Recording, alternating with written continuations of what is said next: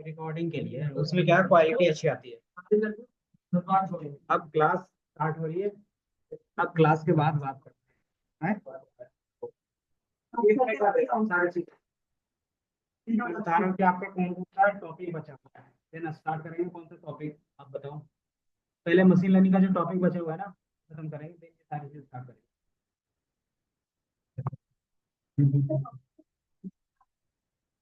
कब हुआ ऑफिस?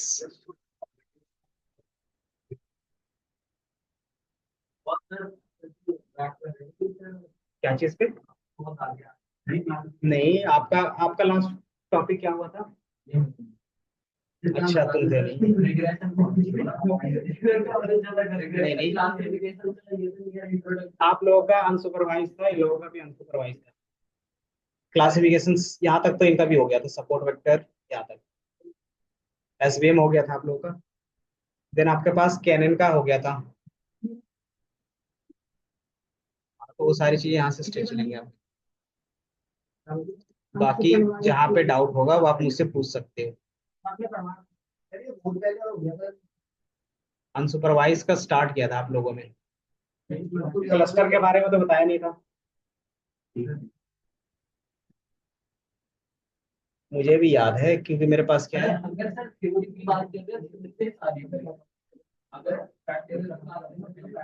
तो डायरेक्ट प्रोजेक्ट बेस पे आप लोग का जाएगा। लेकिन थ्योरी बेस इनका यहाँ से स्टार्ट होगा अनसुपरवाइज से। कि अनसुपरवाइज लर्निंग क्या होते हैं, देन आपके पास क्या था। फिर ये तीन टॉपिक्स आपका बचा हुआ था। टॉपिक क्लियर कर गया वर्ड।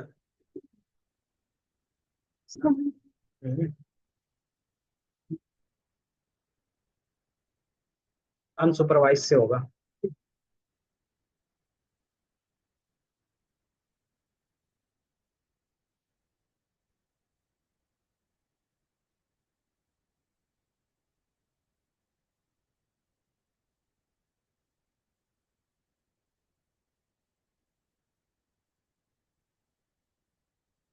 और जो स्टार्ट होगा टॉपिक अनसुपरवाइज से स्टार्ट होगा।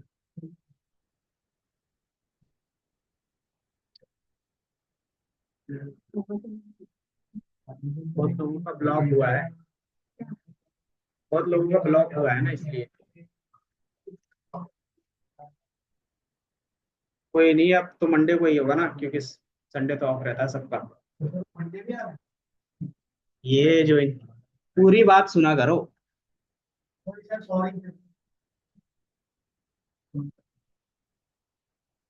मैं तो वो 10 से 12 वाली में आपने बोला ना। वो नहीं वाली। Good afternoon. देन उसके बाद आपका टैबलू है। टैबलू में आप इसमें क्या करना है कि जो आपने पावर बीआई में सीखा ना, सारी चीज आपको सेम मिलेगा इसमें। अभी नहीं, अभी बता रहे टॉपिक्स एनालिटिक्स का और डैशबोर्ड का।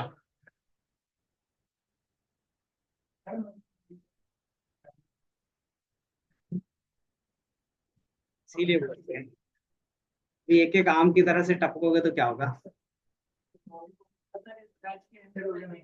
तो इन बैच की भी एमएल ही चल रही है। एमएल में तुम्हारा लास्ट टॉपिक क्या होता है पता है? अनसुपरवाइज स्टार्ट हुआ था। पिछले क्लास, पिछले का पिछले। तो ही हमने इसको भी बोला ना कि अनसुपरवाइज से ही स्टार्ट होगी।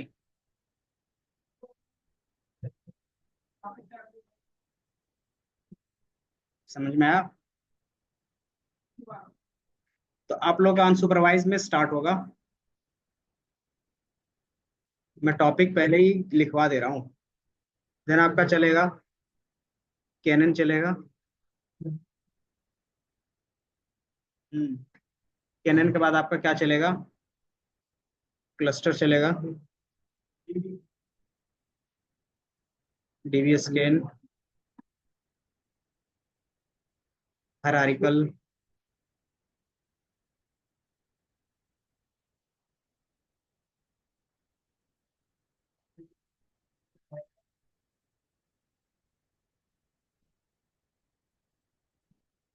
हायरार्किकल का एक हो गया।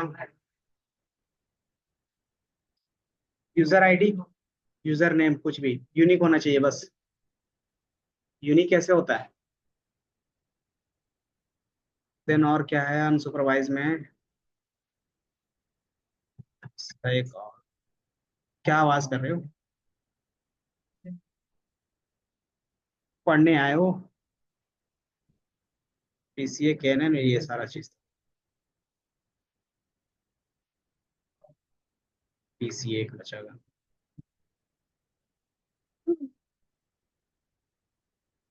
ये टॉपिक आपका अनसुपरवाइज का है जो बचा हुआ है। डीबी स्कैन और हायरार्किकल।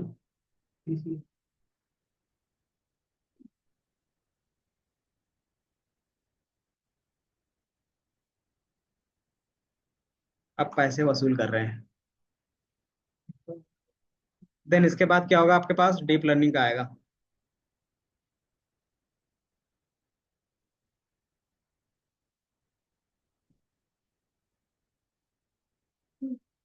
डीप लर्निंग का सिलेबस पता है आप लोगों को क्या है उसके अंदर?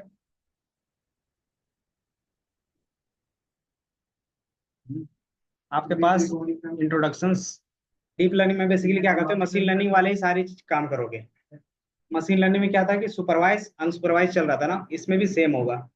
सुपरवाइज अनसुपरवाइज होगा, बट इसमें क्या होंगे, सिर्फ एल्गोरिदम अलग होंगे। तो सबसे पहले आपके पास एक्टिवेशन फंक्शंस क्या होते हैं वो पता होना चाहिए। देन आपके पास ग्रेडियंट डिसेंट जो पिछले क्लास में पढ़ा था वही सेम होगा इसमें भी। इसमें होगा बैकवर्ड सर्च और forward search. Then neural networks, ये आपको इंपॉर्टेंट रहता है इसमें। एक activation functions and neural networks. और ये दोनों क्या है, मैथमेटिकल है। क्योंकि इसमें जो आपका लीनियर अलजेब्रा का बेसिक टॉपिक्स है ना, वो क्लियर होना चाहिए। देन फिर आपके पास आता है कंप्यूटर विजन्स। कंप्यूटर विजन्स में क्या होता है? एग्जांपल, गूगल लेंस कौन कौन यूज करता है? गूगल लेंस यूज करते हो, तो वही हुआ है कंप्यूटर विजन। कि कंप्यूटर किसी भी तरह को, किसी भी ऑब्जेक्ट को किस तरीके से देखता है, तो वो आप यहाँ पे देखोगे computer visions. Open CV, open CV क्या है? लाइब्रेरी है। उसके बाद आपका ओपन सीवी और कंप्यूटर विजन्स के बारे में चलेगा। हम्म। ये मशीन लर्निंग के बाद जो डीप लर्निंग आएगा ना, उसका है। देन आपको ये सारी चीजें क्या करना है कि नाम याद है तो आप थोड़ा सर्च कर सकते हो। कि ओपन सीवी आप क्या कर सकते हो, यूज कर सकते हो अपना। देन फिर आपके पास क्या है, ओपन सीवी में इमेज कैसे डिटेक्ट करते हैं, इमेज मैनिपुलेशंस कैसे होगा, इमेज रिकॉग्नाइजेशन कैसे करते हैं। कि जैसे आप क्या करते हो, कैमरा, आप क्या बोलेंगे इसको, सिक्योरिटी लगाते हैं, लॉक, ऐप लॉक, तो उसमें क्या रहता है, फेस लॉक लगता है। तो वही हो गया इमेज रिकॉग्नाइजेशन। तो वो कैसे बनता है, वो सारी चीज आप इसमें देखोगे। ऑब्जेक्ट डिटेक्शंस, इसमें क्या होगा कि आपको डिटेक्ट करने की कौन सा इमेज पे कौन सा ऑब्जेक्ट है। इसमें आपका प्रोफाइल में मतलब प्रोजेक्ट के बेस पे क्या है, card detect, defect detection. Defect का मतलब कहीं पे डेंट वेंट है, वो सारी चीजें आप देखोगे। देन आपके पास है ओसीआर। ओसीआर क्या होता है बताओ? ओसीआर, ओसीआर ऐसे बेसिक्स मीनिंग बताओ, पढ़ाएंगे तो वो है, बट ओसीआर नहीं पता?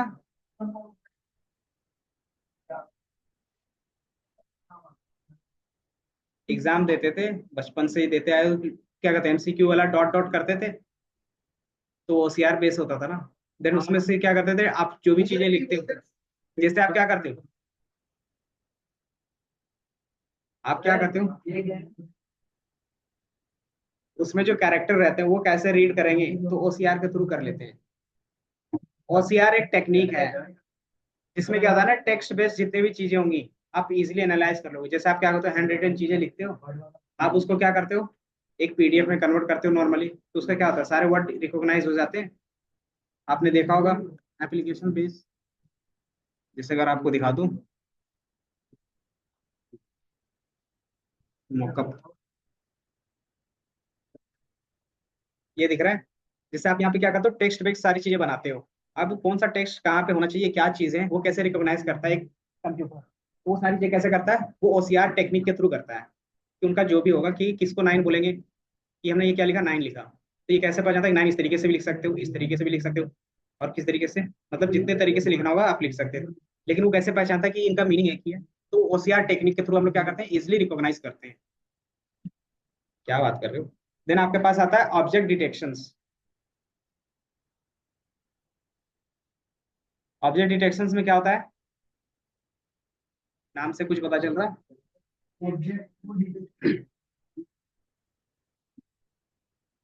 तो आप नाइट विजन पे या फिर क्या देखते हो, सेल्फ ड्राइविंग कार देखते हो, तो वो किस बेस पे काम करते हैं, ऑब्जेक्ट डिटेक्शन बेस पे काम करते हैं। तो वो क्या करते हैं, कौन से ऑब्जेक्ट का क्या मीनिंग है, स्पीड कितनी है, उसके पास अलग अलग सेंसर लगे होते हैं, तो वो सारी चीज आप क्या करते हो, ऑब्जेक्ट डिटेक्शन में कैसे काम होता है, उनके अलग अलग मेथड होते हैं, वो देखोगे। तो सबसे फेमस मेथड आपका होता है योलो। इसमें क्या कर सकते हैं, एक टाइम में चीजें आप रिकॉर्ड। देन ये क्या है, मीडिया पाइप। ये क्या करता है कि आपके फेस के पोजेस आप क्या कर सकते हो, निकाल सकते हो, फिल्टर यूज करते हो, तो फिल्टर कैसे काम करता है वो सारी चीज आप इसमें क्या कर सकते हो, दिखा सकते हो। देन आपके पास फिर आता है एनएलपी का। एनएलपी में क्या होगा आपका, बताओ। एनएलपी का फुल फॉर्म तो बताए है? इधर ध्यान दो। तो अभी पाइथन की फाइल नहीं देखनी है, तो नॉर्मली यहाँ पे हमें क्या करना है, ये सारी चीजें देखनी है। देन इसमें आप क्या करते हो, टेक्स्ट प्री प्रोसेसिंग। जैसे आपके पास क्या रहता है, कमेंट्स रहते हैं, और जैसे आप क्या करते हो, सेंटिमेंट एनालिसिस करते हो, किसका क्या मीनिंग है, उन पे कितना रेटिंग है, रेटिंग के बेस पे आप नेगेटिव रेटिंग है फिर पॉजिटिव रेटिंग है, वो सारी चीजें देखते हो। तो हमारा किस में आता है, नेचुरल लैंग्वेज प्रोसेसिंग में आता है। आपका इसमें किस में आएगा, नेचुरल लैंग्वेज प्रोसेसिंग। इसके लिए आप दो लाइब्रेरीज यूज करोगे, एक आपका रहेगा एनएलटी के, और दूसरा रहेगा स्पाइसी। इसमें जितने भी ग्रामर्स के रूल हैं, बेसिक्स रूल्स आपको भी पता होना चाहिए, तभी आप इसका यूज कर पाओगे। तो इसमें कंपोनेंट क्या होंगे, स्टेज क्या होते हैं, इसमें से स्टॉप वर्ड्स किसको बोलते हैं, नॉन अल्फाबेट्स रिमूवल कैसे होंगे, स्टीमिंग लिमिटाइजेशंस क्या होते हैं, पार्ट ऑफ स्पीच पढ़ा है, क्या होता है, ग्रामर में था, पार्ट ऑफ स्पीच। हम्म, हाँ, आठ, आठ थे या नौ थे, part of speech. Part of speech पढ़ा है ना, क्या क्या होते थे, इसको याद करो।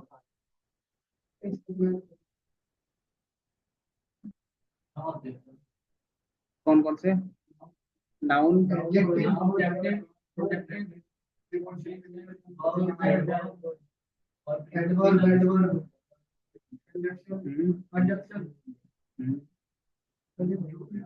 कंजक्शन भी हो गए, स्पीच हो गए, डायरेक्ट इनडायरेक्ट स्पीच, और वॉइस, ये होते हैं। तो इनके बेस पे आप टैगिंग करते हो, कौन से वर्ड कहाँ जाएंगे, टैगिंग होती है, तभी वो कंप्यूटर चीजों का मीनिंग। तो वो टैगिंग करना आना चाहिए। नेम एंटिटी, जो नाउन होते हैं उसको बोलते हैं यहाँ पे नेम एंटिटी। देन आपका पास टेक्स्ट विजुअलाइजेशंस, क्या आप विजुअल्स फॉर्म में इन चीजों को देखना चाहते हो, किसका क्या मीनिंग है, कौन सा किससे कनेक्टेड है, तो विजुअल्स फॉर्म में भी देख सकते हो। देन टेक्स्ट क्लासिफिकेशन, क्लासिफिकेशंस में क्या होगा कि आप इसमें क्या करते हो, सबसे पहले टेक्स्ट को नंबर में कन्वर्ट करते हो, क्योंकि ये सारी चीजें क्या होंगी, नंबर कैलकुलेट होगा, क्योंकि ये क्या है, मैथ्स है। मैथ्स में सारी चीजें क्या होंगी, नंबर्स होनी चाहिए, टेक्स्ट तो उसको रिकॉग्नाइज करेगा नहीं, तो उसको नंबर्स में कन्वर्ट करते हैं, तो ये मेथड्स हैं। जैसे आप देखोगे TF-IDF वेक्टराइजेशंस, कि आप इसको वेक्टर के फॉर्म में करते हो। वेक्टर बेसिकली क्या होता है, बताया था। वेक्टराइजेशन का मतलब होता है कि आप क्या कर सकते हो, उसको वेक्टर के फॉर्म में 2D या 3D, 2D बेसिकली 1D में या फिर 2D में कन्वर्ट करते हो। कि मान लो हमारे पास क्या है, यहाँ पे, यहाँ पे लिखा हुआ था, यही है टेक्स्ट क्लासिफिकेशन ml ये लिखा हुआ है। अब इसको नंबर में रिप्रेजेंट करना है, कैसे कर सकते हैं? तो TF-IDF में क्या होता है ना कि सबका काउंट लेना है, ये काउंट होता है, इसमें क्या है कि कौन सा कितने टाइम से रिपीट हो रहा है। ये हमारा टेक्स्ट है, तो पहले वाले में टेक्स्ट होगा, दूसरा क्या क्लासिफिकेशन है, और तीसरा क्या विथ है, और क्या है तीसरा एमएल। तो ये कितने टाइम्स रिपीट हुआ है? सिंगल टाइम, तो ये वन में कन्वर्ट हो गया। इसी तरीके से सबका है one, interview one, interview one, मान लो एमएल यहाँ पे भी और स्टार्टिंग में एमएल, तो यहाँ क्या होता है, यहाँ पे इसका काउंट 2 हो जाता है। तो इस तरीके से हमें क्या किया, टेक्स्ट को नंबर में कन्वर्ट। तो ये एक बेसिक हो गया कि आप इस तरीके से बेसिक्स में कन्वर्ट कर सकते हैं नंबर्स के बेस पे। काउंट, हाँ, इनकोडिंग ही होता है बेसिकली इन चीजों में ना, डेटा इनकोड होगा कि आपको जो टेक्स्ट बेस्ड डेटा था उसको नंबर बेस में आपको किसी ना किसी तरीके से रिप्रेजेंट करना है।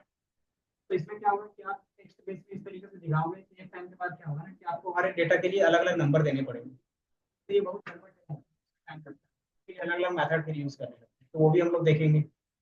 इसमें होता है व्हाट टू वेट का होता है, व्हाट टू वेट का, तो ये अलग अलग मेथड्स होते हैं, वो भी देखोगे आप। देन इसके बाद फिर आपका सेंटिमेंट एनालिसिस, इसका मीनिंग क्या होता है?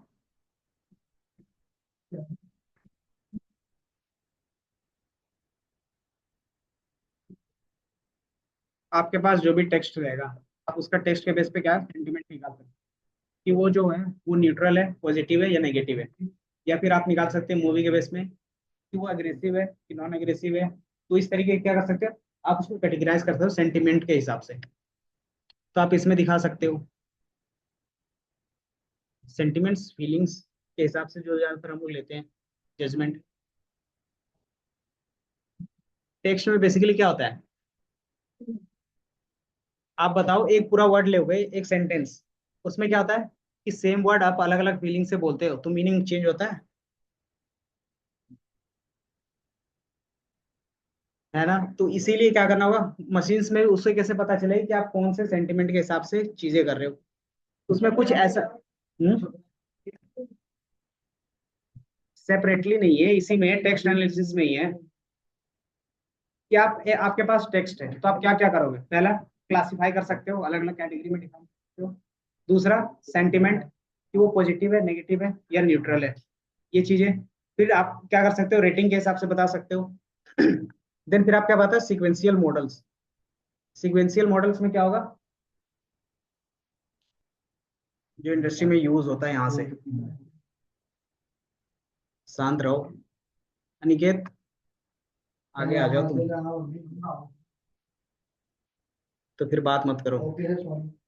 यहाँ पे क्या है, सीक्वेंशियल मॉडल है। सीक्वेंशियल का मीनिंग क्या होता है?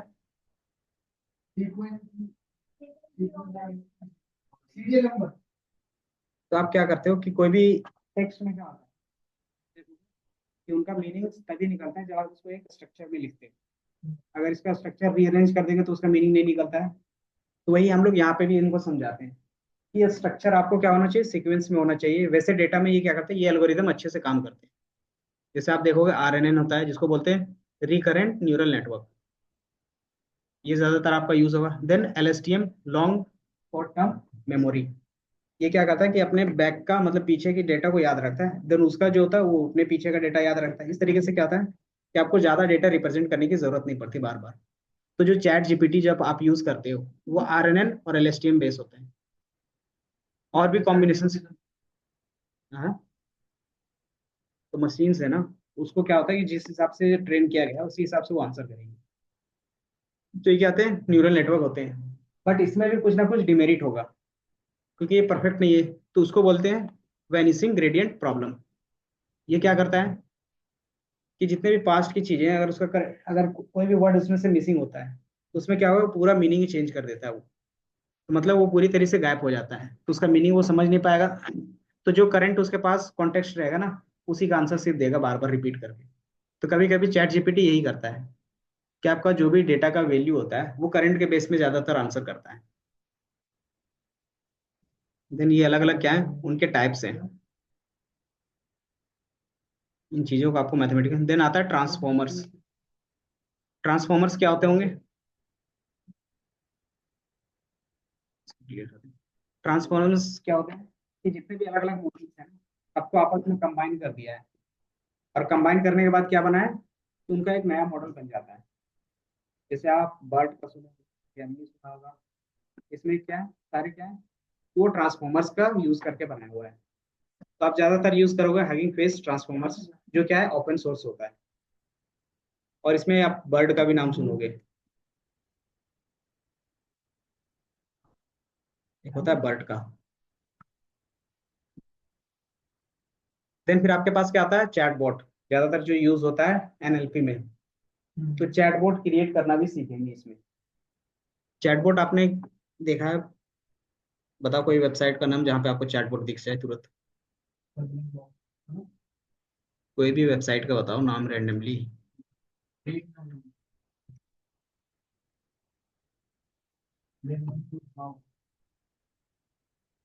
ये है, कहाँ पे है, ये तो नॉर्मली फॉर्म फिल के लिए है।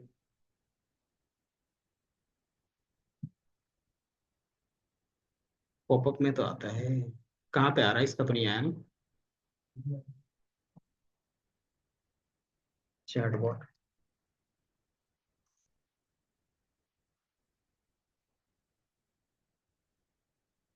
तो चैटबॉट वाले एप्लीकेशंस में खुद का चैटबॉट तो होगा ही।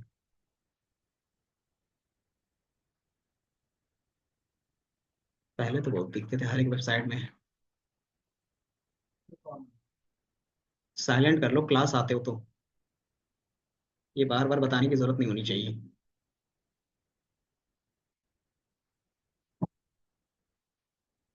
कोई ऐसा वेबसाइट बताओ, उसमें तो नहीं दिखा।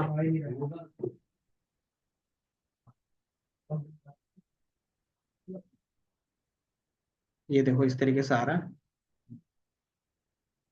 Chat with us.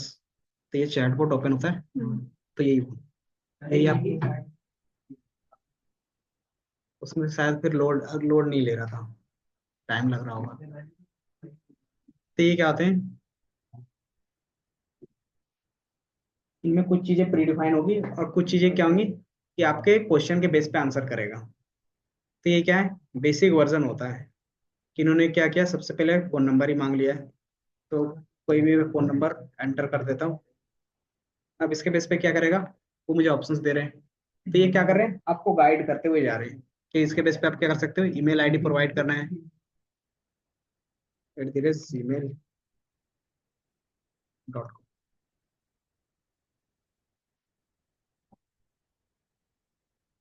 अब ये क्या कर रहा है कि किसी पर्सन को आपको कनेक्ट करवाएगा। तो ये एक बेसिक्स हो गया।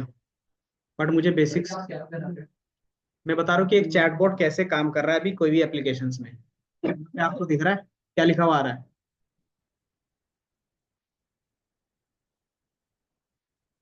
ताकि आप एक ही बार सारी चीजें पता कर लो कि क्या क्या चीजें आप पढ़ोगे, फिर दोबारा सीधे आपकी पढ़ाई स्टार्ट होगी। ऐसे रहता है ना कि सारी चीजें की क्या चीज, तो उसमें से आपको पढ़ना है। यहाँ पे टॉपिक दिया हुआ देख के रखा है, रासा। रासा क्या है, रासा चैटबॉट, जैसे चैट जीपीटी है ना उसी तरीके से ये भी है। देन गूगल का क्या है, गूगल का एक अपना है, डॉक करके है। ये सब में आप फ्री का आप क्या बना सकते हो, चैटबॉट बना सकते हो अपना, और उसको सेल भी कर सकते हो।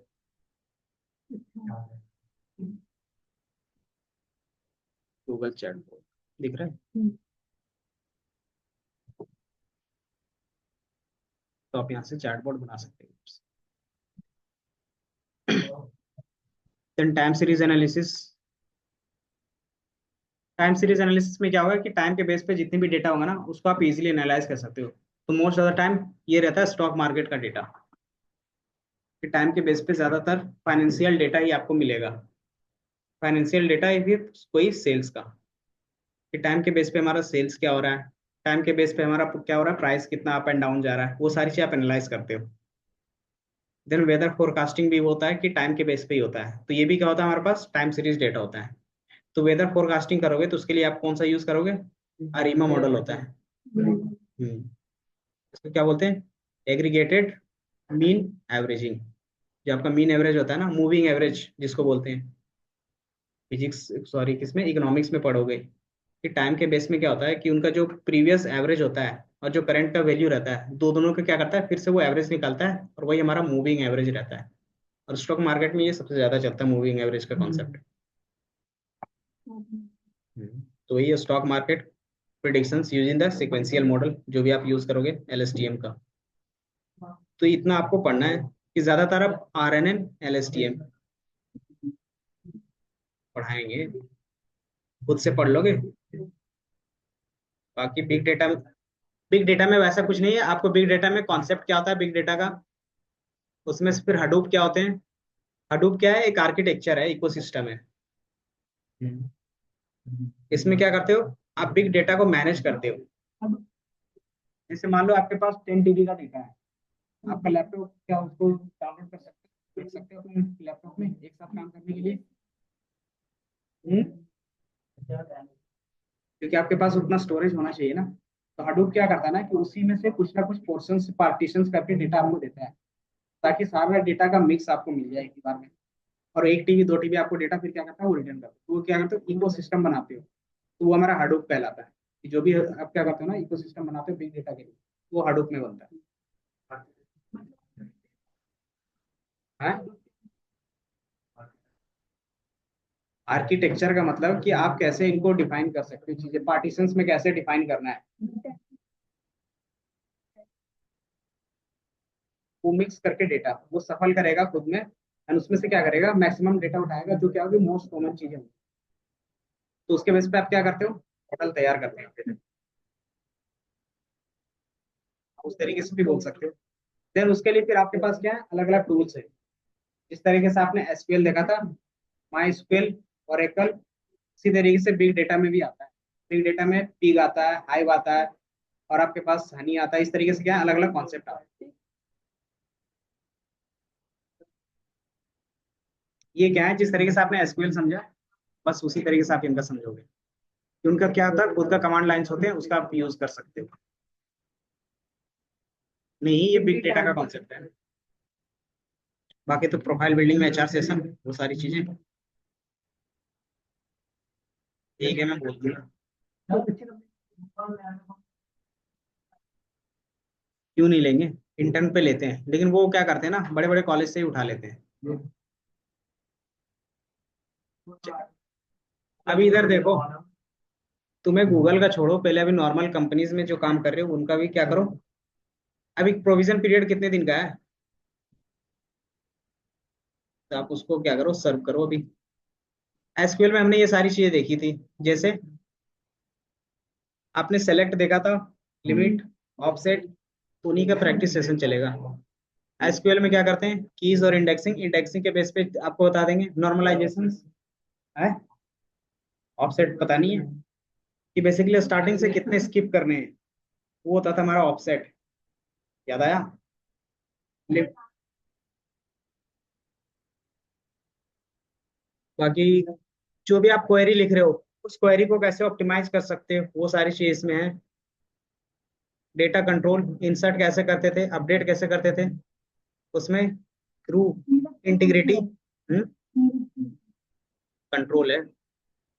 कहाँ पे एसक्यूएल की मतलब आप क्या कर सकते हो, डेटा को कैसे, आपके पास नल वैल्यूज है उसको कैसे हटा सकते हो इसमें से, वो सारी चीजें। बाकी डेट एंड टाइम्स, एक्स्ट्रा क्या है, जो भी एक्स्ट्रा फंक्शन है वो आपको यहाँ पे दिया है। स्ट्रिंग मैनिपुलेशंस कैसे कर सकते हो, जैसे कॉन्कैटिनेट करते थे। इसके अलावा और भी क्या है, इसमें फॉर्मेट्स होते हैं।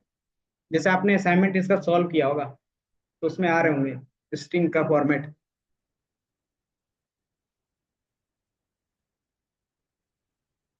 तो वो सारी चीज इसमें भी करते हैं। तो वही आपका है, आप इतना कर लो, इसमें आपको प्रैक्टिस करना है। इस पूरे सेशन में आपको क्या करना है, प्रैक्टिस करना है, और कैसे क्वेरी लिख सकते हो, कैसे ऑप्टिमाइज कर सकते हो, वो सारा चीज देखना है। बाकी और कोई सेशन है क्या इसमें। बाकी तो टैबलू का मैंने बताया सेम परफॉर्मेंस का। इतनी चीजें समझ में आई। इसके बाद फिर आपका कौन सा टॉपिक कैसे चलेगा, मैं एक बार सिर्फ लिख दे रहा हूँ। ये आपका बन गया। उसके बाद कुछ नहीं करना। बाकी एचआर, बाकी आपका क्या था, प्रोफाइल। प्रोफाइल आपका रेगुलर चलेगा जिसको बनाना होगा तो प्रोफाइल बिल्डिंग आपकी रेगुलर चलेगी। देन इसके बाद आपका चलेगा बिग डेटा का। अब ये बताओ टैबलो का पहले स्टार्ट करना है या फिर बिग डेटा का? यहाँ पे सीक्वेंस तो देखो। डीप लर्निंग के बाद आपका चलेगा प्रोफाइल बिल्डिंग का थोड़ा सा। उसके बाद आपका टैबलो।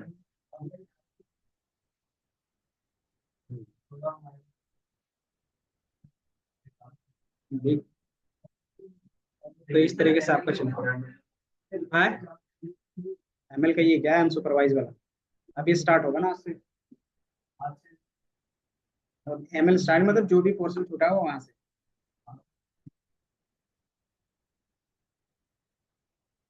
किस पे? एक महीना कैसे लगेगा?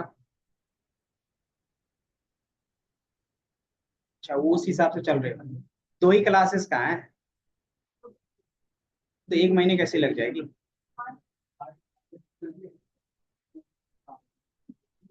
8 क्लास। 8 क्लास तो नहीं लगेगी। कैनन, क्लस्टर और डीबीएस स्कैन, ये तीन तो तुम्हारे एक क्लास में होंगे। मतलब 3 या 4 घंटे की क्लास में आराम से हो जाएगा। फिर आपका एक क्लास इम्प्लीमेंटेशन चलेगा। देन आपका पीसीए एक क्लास लगेगा। एमएल में भी शायद जो मेन टॉपिक्स थे वो सारा चीज हो गया है ना। हम्म? कल कुछ नहीं, कल बेसिक्स हुआ था। आपका जो आंसर देखो, मेन टाइम लगता है आपका 80% एमएल सुपरवाइज में ही कंप्लीट हो गया था, पता है। अनसुपरवाइज में ये टॉपिक्स बचे हुए हैं। केएनएन का क्या डिस्कशन, बताओ क्या प्रॉब्लम आ रही है वो बताओ मुझे पहले।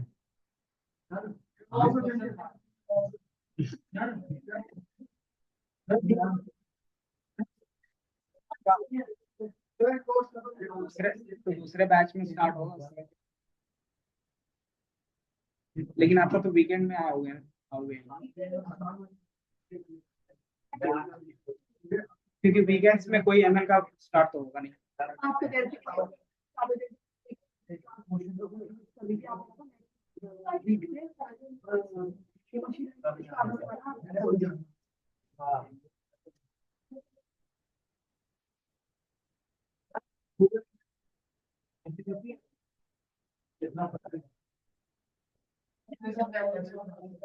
बताओ बताओ किनके किनके क्या डाउट है पहले वही क्लियर कर लेते हैं।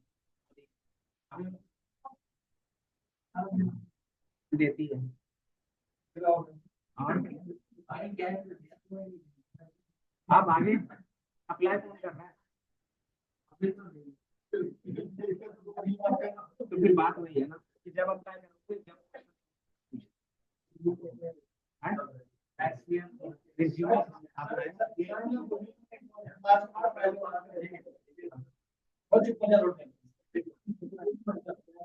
आप सुपरवाइजर एक हफ्ते में मतलब कितनी क्लास होगी? हाँ, 3 घंटे की क्लास होगी ना, तो आराम से हो जाएगा। 12 घंटे उसके बाद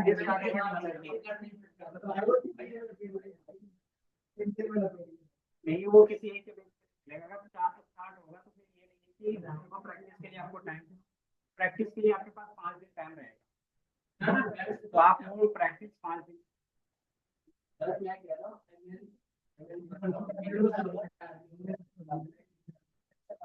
क्यों?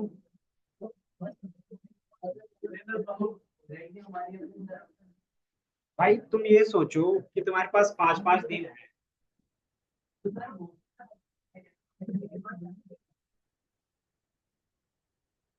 तो फिर डीप लर्निंग में स्टार्ट करेंगे फिर आप एमएल पे भूल जाओगे। लग रहा है तुम्हें?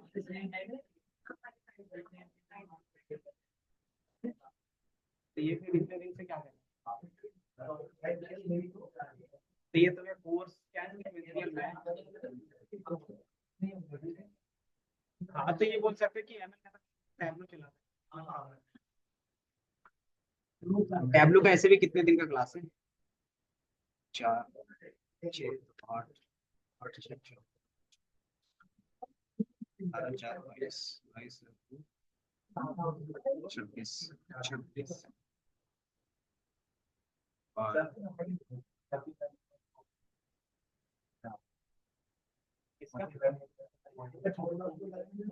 मशीन लर्निंग का आपका स्टार्ट, आप तो रेगुलर क्लास आ ही रहे हैं, तो फिर गलती किसकी है? मैं आपको फिर रिकॉर्डिंग दे दूंगा, तो फिर मैं आपको स्पेशल क्लास एमएल का। हाँ 11 से ये 3 से 5 वाले में स्टार्ट हो रहा है। हाँ? हाँ।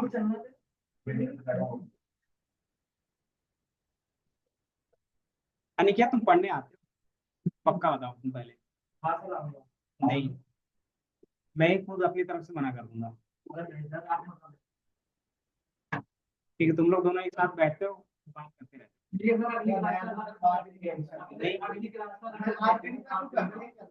बात किए हो, दोनों मिलके बात कर रहे हो, तब से मैं देख रहा हूँ। अगर पढ़ना है तो अलग अलग बैठना, अदरवाइज फिर क्लास में बता।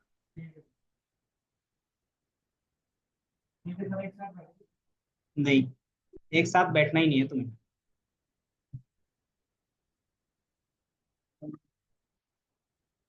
बाकी कहाँ से स्टार्ट?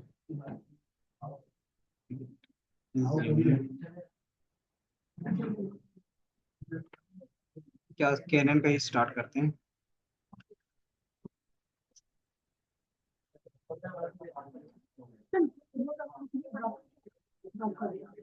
डॉकर टूल है एक, तो जितनी भी चीजें हैं मैं क्लास के बाद बता दूं, ये सारी चीजें एक बार मैं क्लास स्टार्ट।